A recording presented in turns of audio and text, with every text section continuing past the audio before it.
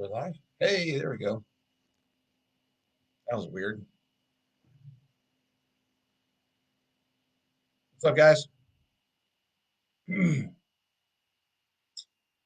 As always, I'm going to wait a couple minutes, let people get on here, assuming anybody's going to join.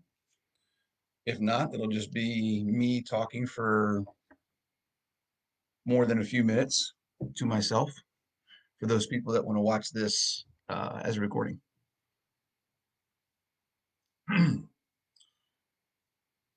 As a reminder, just a review, this is something that we're doing every Tuesday night at 7 p.m. Eastern Standard Time. So if you can't make it, 1 week, then try to make it the next week. They're lives, so they'll be in the group for all eternity, I guess, until Facebook closes down or something else happens. Who knows?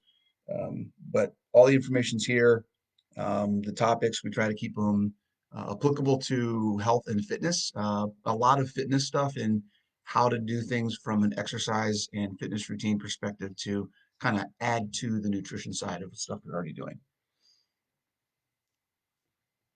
So I will keep going for another minute or two. We're going to be talking about intensity today, what it is, what it isn't, um, things that you can do to kind of get the most out of understanding how to apply it uh, to your program, whatever program you're doing. If you're not doing the Apex at Home program, which everybody should be doing, duh. Now, if you're at a gym that's open and you're able to get to a gym and do stuff, that's awesome. If you're at a normal gym, not a CrossFit gym or a gym that has coaching or programming, you can use the at-home program as your workouts, even if you're at the gym. So it doesn't have to be done at home. It can be done at home. But if you want to have a plan and know exactly what you're going to do every single time you go to the gym, it's a great tool. You can have it right on your phone and everything is done for you. All right, we're 2 minutes in. One more minute. We'll go 3 minutes. I'll make this thing 3 minutes and then we'll get started.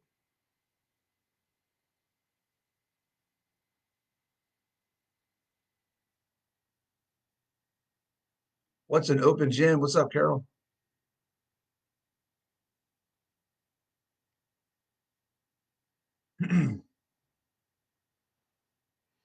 Yeah, it's crazy. Some gyms are open, some gyms are not. Um, some gyms that are open are doing like you have to get it. Like I've seen gyms with bands and everybody has a band. It's an hour and a half per color or something like that. So every like hour and a half they go out and if you have a green band on, you have to leave. If you have a red band on, you have to leave. Whatever. Really? Well, I've been seeing some stuff out of Canada that's just crazy, man. Things are just crazy. That's the only word I got to say about it right now. Crazy. I thought Canada was supposed to be all relaxed and chill and like nonchalant about everything. It seems like things up there are like a little tense.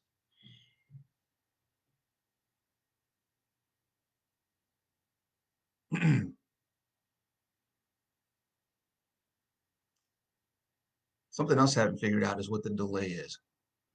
New tip. What's that mean? No, that's not. That's a Facebook thing.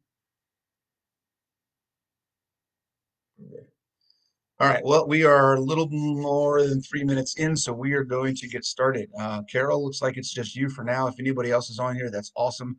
I can't see. I'm surprised. I can't see. Hold on a second. Somebody just tried to get into the group so that they could uh, get into here. Hold on. I'm going to send a message real quick. Answer the questions and it will let you in. So in case anybody is watching this later, if you're trying to get into the group or if you share the group with anybody, remind them to answer the questions. It will let them in. Okay. Thank you, Carol. Hey, Alana, how you doing? Yeah, if you're in here, let me know you're here so I can know who I'm talking to. I'm very surprised that it doesn't show me who is here. Alan's here, Alana's here. Fantastical.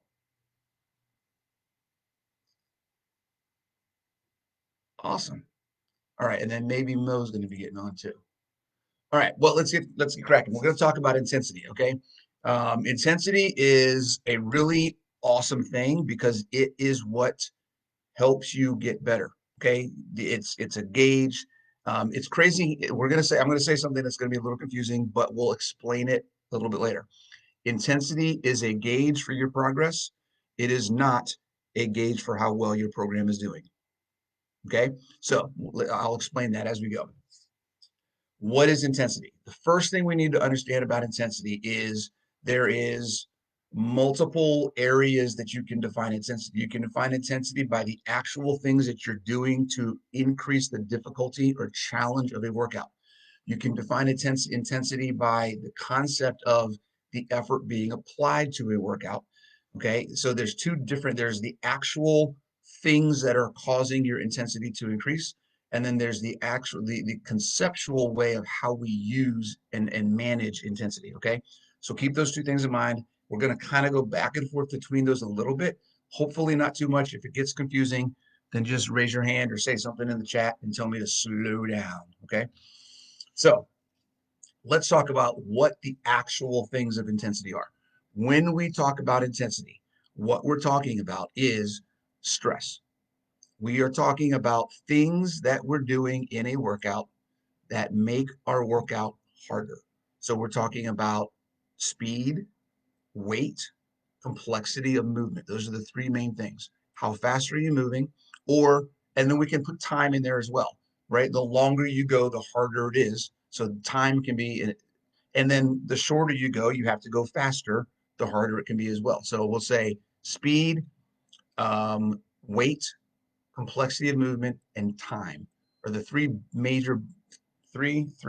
four major factors that affect the intensity of a workout. Okay. So when we talk about, I want to make my lifting exercises more intense, we're talking about doing more weight, or we're talking about doing more reps. So the total weight that we're moving increases. I'm doing 50 pounds one time, or I'm doing 10 pounds 30 times. Okay. The total weight that's being moved is increased. All right. So that can be increased by the weight itself or how many times you're doing it. When we talk about speed, okay, we can talk about we're doing something really fast. The faster we go, the more challenging it is. If we have time as a factor of intensity, then we're looking at we have a really short amount of time to get as much work as possible, or we have a really long amount of time, but we have to try and work that whole period of time. That can be challenging as well. And it focuses on different metabolic pathways, which we're not talking about, but just to show you that there's benefit in doing short things and there's benefit in doing long things. Okay. And then complexity of movement. If I'm having somebody do a deadlift, that's way less complex than if I have someone doing a clean and jerk, right? Or someone doing a Turkish get up. There's more complexity. It adds to the level of difficulty. Okay. Now, where things get really funky is when we combined all of that stuff and we say, hey, we're going to do something that's complex. You have to do it fast because you have a short amount of time, and I want you to make it heavy. Okay. That's where we get into problems. Okay. Because we always want to balance, and we'll talk about this. We're going to spread this out a little bit. We always want to balance intensity with technique and being able to perform the technique correctly. All right. So we're going to talk about how do we scale that when I said at the beginning that intensity is how we gauge your progress. Okay. We gauge your progress with intensity by the ability to perform the technique and how consistently you can perform that technique at whatever level of intensity you're at. Okay. So keep that in mind. Hope everybody's writing notes. Okay. A lot of information popping out real quick. This is what I like about this because I just get to throw up information because I have this stuff in my head and I get excited. So if I start bouncing in my chair and whatever, then just tell me to calm down. Right? Send me some Valium or something. I'll chill out. Okay, so that's the actual thing. That is what intensity is when we apply it to our actual exercises. Okay. Then we have the conceptual piece of intensity. Okay. When we talk about what is intensity, there's basically three types of intensity. Okay. And if anybody wants a reference to this, I'm going to actually be going off of a blog that I wrote, right? I have a good outline of this. So if you want to go to the website, the apextrainingsystem.com, go to the articles section and then just search for intensity. I have an article that has some of this stuff in there, right? It talks about what we're about to talk about next. Okay. And that is basically There are three types of intensities. There's absolute intensity, relative intensity, intensity, and then rate of perceived exertion. That's a type of intensity. Okay. So now let's go back to the first one. Absolute intensity. What is absolute intensity? Absolute intensity is basically whatever work you did. That's all it is. Whatever work you did. If I pick up 100 pounds, then I did 100 pounds of work. That is the intensity that I applied to that exercise.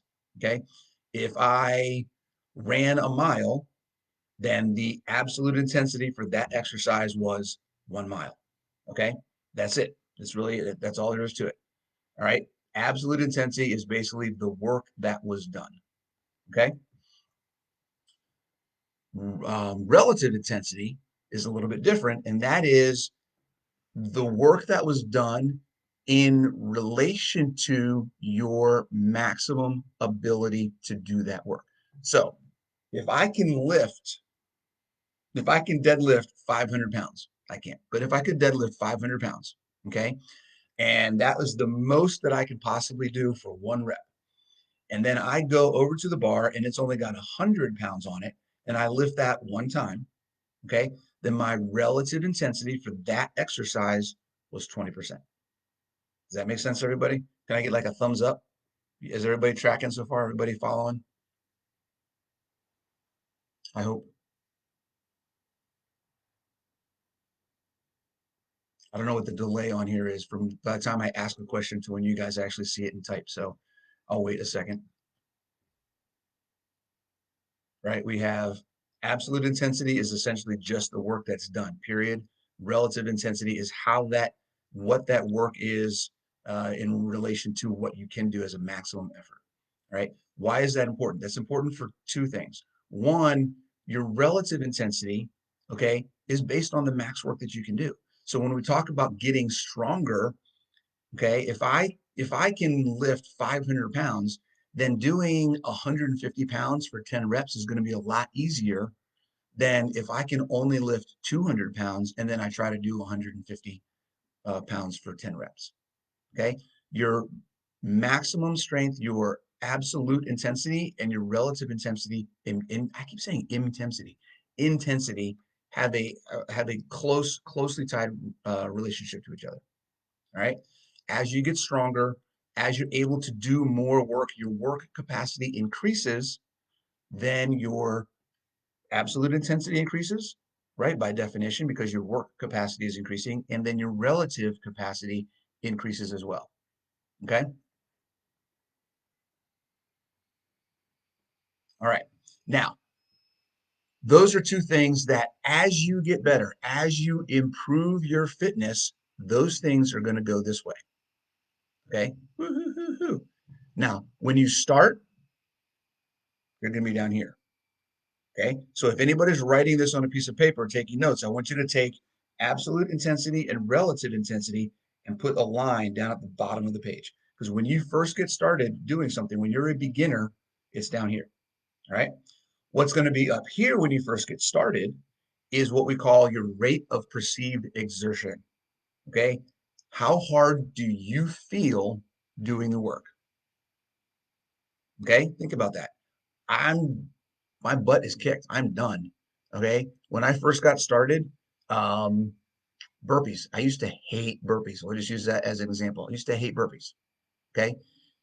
10 burpees, 15 burpees, 20 burpees in a workout. I was done. Okay. 10 burpees. I'm done. I'm laying on the floor. I can't breathe. Life sucks. All right. Of course, you get up and you feel good. Hey, I did that. It was a challenge. I got better, whatever. But the amount of effort that I felt like I was putting out to get 10 burpees done was way up here. Okay.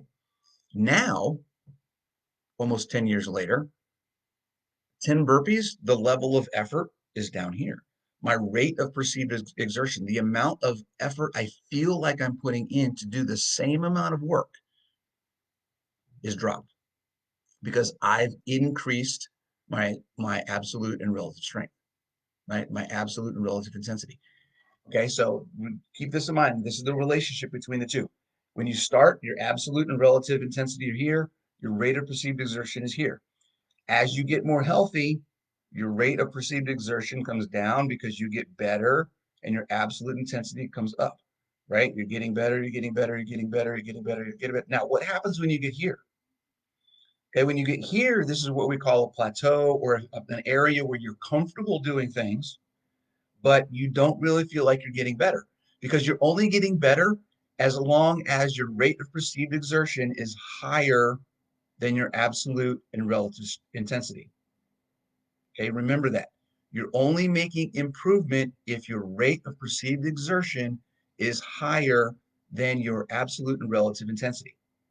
Once they come into meet, and then if they ever flip flop and go the other way around, where you never feel like you're really working that hard to do work, you're not making progress. You are no longer making progress at that point. Okay. Your goal in your fitness journey is to always try and make your rate of perceived exertion as high as possible while maintaining your safety. All right. And that's where technique and consistency come into play. And that's what I want to talk about. Okay. See, we're talking about intensity, but we're also talking about how to make sure we manage that transition and we're always pushing our level of intensity without getting hurt and being able to do it over a long, sustained period of time. Okay. So that's where the relationship between intensity, technique, and consistency come into play. All right. Here's how this works. Okay. You learn a new exercise. You learn how to do a deadlift. I'll keep using a deadlift as an example. All right. You figure out how to do it, the basics, right? You put a barbell, a kettlebell, a dumbbell in your hand, whatever it is, and you can do 10 reps before you start feeling it in your lower back. Okay. Because your technique and your strength haven't quite reached the point where doing 10 reps at that weight doesn't hurt you, then that is the highest level of intensity that you want to go to. Okay.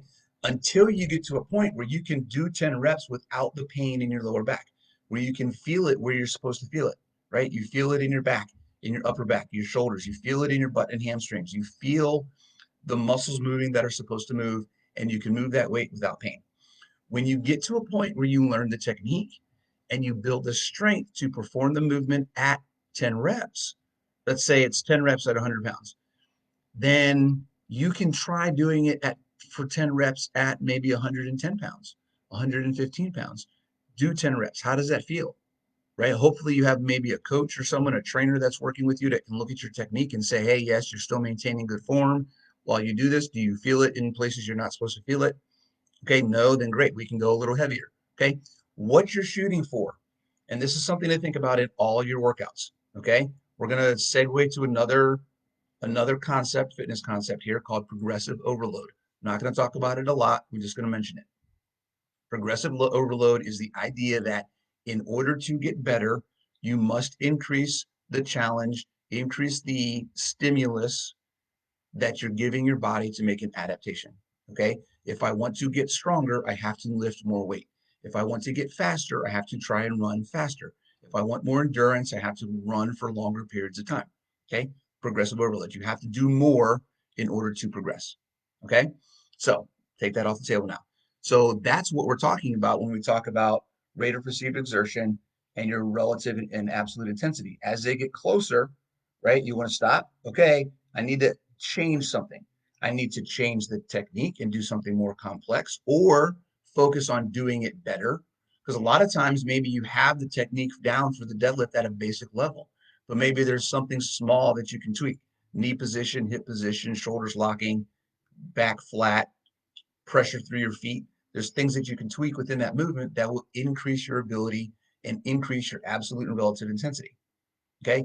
But because you're trying to learn how to make those tweaks, your relative perceived exertion is higher because you're going through a process of learning something new.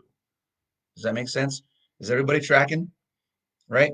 Basically, what we're saying is the process and the order for improving yourself that's going to keep you safe, that's going to help you progress and not stall out, and that's going to keep you learning and getting better for a long, long, long, long, long period of time. Long period of time. Okay. 3 letters, 3 words. Okay. Technique first. Perform the technique consistently then increase intensity. Okay. That's the order: technique, consistency, intensity. If you do it in any other order, which usually means flipping intensity and technique, then you are going to get hurt. You're going to have a plateau. You're going to get stuck, and you will not be able to continue and sustain a lifestyle of fitness. Okay.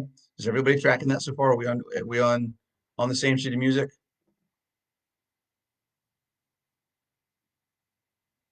Right. So, like I said at the beginning, when we were talking, how intensity is a gauge for your progression.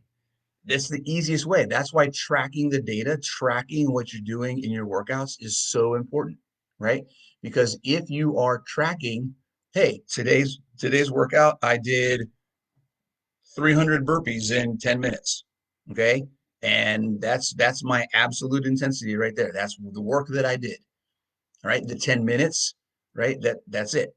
Now, the next time I do burpees and I want to try to get 350, if I get 350 burpees in 10 minutes, okay, I know because the absolute intensity that I performed, the actual work that I performed increased, I'm getting healthier. It doesn't matter if my rate of perceived exertion is the same or higher, right? Your rate of perceived exertion is your gauge for the effort that you're putting in. And it can be challenging sometimes because a lot of times it may feel harder than it is. And that's where tracking and looking at the stuff and looking at past workouts, how you performed, learning how to scale workouts properly. Okay, that's where all of that stuff, that's an experience thing. You kind of have to feel it for yourself. There's not much I try to provide in the workouts that I provide in the at home app. I try to provide some guidelines on the level of exertion that you should be putting out there and should be feeling on a scale of 1 to 10. Hey, this isn't, well, 1 to 100 percentage wise. Hey, this is 70%. You shouldn't be killing yourself. You should be able to talk, have a conversation while you do this piece. Or this is a 95 plus 100% effort. You need to go after it and crush it, right? This is a sprint. Get it done as fast as and as hard as possible. So I try to give those guidelines. When you're looking at those notes, which I hope everybody's looking at those notes. If you're not in the at-home program and you have your own program, maybe you go to a CrossFit gym, you go to another gym, or you have another program you're subscribed to, hopefully the person programming or the coach has notes, or you can ask them, where am I supposed to be for this workout? Am I supposed to be completely redlined throughout this whole workout, or am I supposed to be kind of at a mid-range heart rate and exertion level where if I had to talk to somebody while I was doing it, I could, but I may not want to? Okay. Or is this a cool down thing or a really low key thing where we should all be able to talk and kind of joke while we go through the movements? Is this a quality of movement type exercise where my positioning and the control I have over the weight or my body is more important than how physically demanding, right, my heart rate or breathing or that kind of stuff is? Every workout should have a purpose. Okay. And you should be able to identify what that purpose is and work within the rate of perceived exertion that is designed for that workout. Okay. That leads to the next piece. When I said that intensity is a gauge for your progress, it is not a gauge. It is not an effective means of determining if a workout or training program is working. Okay. And what I mean by that is every workout should not kick your butt. Every workout should not make you feel sore. Every workout should not make you collapse into a puddle of sweat when you're done. Okay. If you are not getting a variation of intensities, a variation of energy systems being required in your workouts, then you are not getting a well-rounded program. Okay. You cannot gauge a the effectiveness of a training program simply by how hard it feels. You can't. Okay. You have to track it. You have to have an understanding of where you are. This is just like nutrition. This is just like anything else we talk about in life. You have to know where you are, where are you going, and make sure that there is progressive steps along the way. Okay.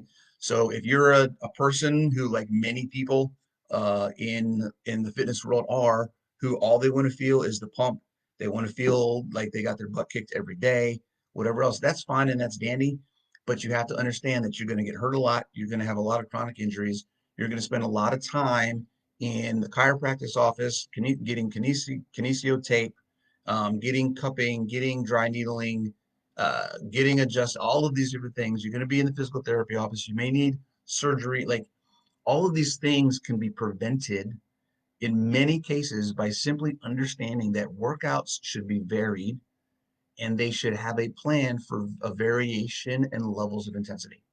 Okay. So we'll talk again. Maybe the next week we'll talk about recovery and how that fits into a good training program.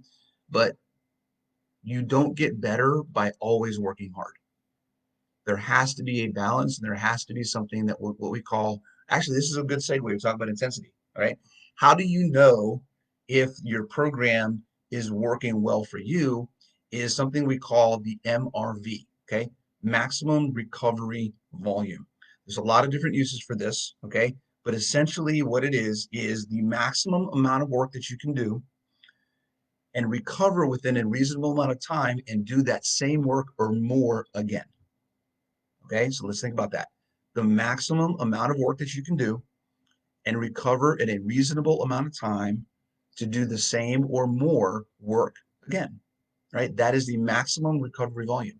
If you're in a workout program and you're doing heavy squats on Monday and then wall balls on Tuesday and then high volume lunges on Wednesday and then heavy deadlift on Thursday, okay?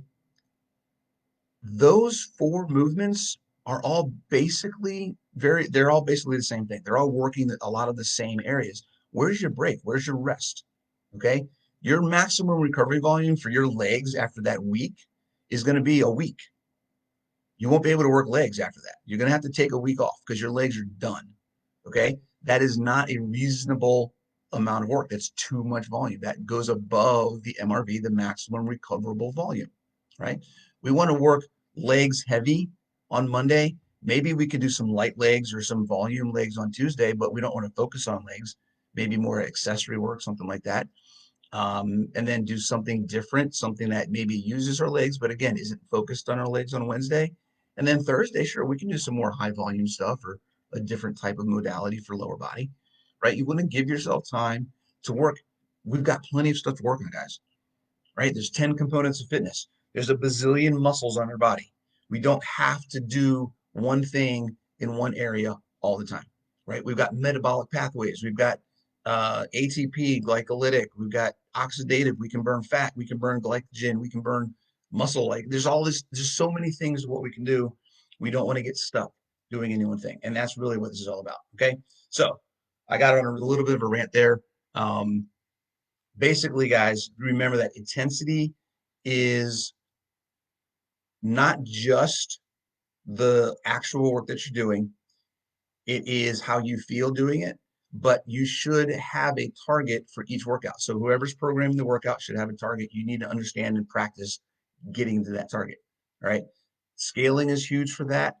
Learning how to scale when the workout says you should be able to do this workout without taking any breaks, then that means you need to drop the weight. The actual intensity, your relative intensity for that workout needs to go down regardless of what's prescribed, regardless of if the workout says guys 50 pounds, girls 35 pounds. If you get in there and you're like, hey, 25 pounds, and it's 10 reps at a time, there's no way I can do 35 pounds 10 times. I can maybe do 20 pounds 10 times. Then you need to go with 20 pounds because the focus of that work is to try to get all the 10 reps without taking a break. If you do 3 reps and stop, you miss the target of the exercise. You miss the target of the workout. Okay, try and hit the target. So it takes practice. If you have questions about that, ask me, please. Always. Modifications for movements, modifications and scales for trying to hit the target. I'm totally up for those conversations any single time you guys want to have them. All right. So I hope that was good information. If you guys have any questions, I'm going to open it up now. Any questions, guys? Added bonus to that, you make sure we share the love muscle group wise. Yes, Alana, I try very hard to progress through so that you can do if you're using the at-home app, you can work out every single day and you should get a good balance and never feel like you're burnt out completely from one thing to the other. I try to rotate through different, types of movements and weights and schemes so that you get a good full body functional target throughout the week. Where if you wanted to work 5 days a week, you could and you wouldn't feel burnout. Absolutely. That's the goal. All right. Anybody else got any questions? I'll let this sit for a couple more seconds, maybe 30 more seconds. If not, then what we'll do is I'll just end this. It will be in the group. If you have any questions as you watch this again or as you go about your day, then just post a comment. Thank you, Carol. Appreciate it. Glad to see you in the group. I see you everywhere else. Carol, in case anybody knows, I'm hoping, Carol, that you're going to be active in the group because I know you're active in all the groups that you're in. Um, but she's a veteran, I guess we'll just say low carb person because we don't like labels, right? All right, guys, take it easy. I'll see you next week.